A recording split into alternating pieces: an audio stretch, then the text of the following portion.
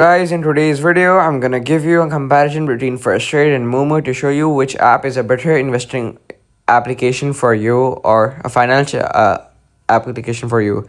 Momo has better score in reviews with 4.5, winning over 4.1 of First Trade. The popularity is double of First Trade that is available on Momo, and the key differences are customer service is excellent on Momo over as my own experience was very well, and the fees and overall is much better than your First Trade. They're both recommenders for beginners and for stocks. Uh, you can see that the Momo is has better fee scores, and they have different stock fees, and they also have bank transfer deposits and bank withdrawal options.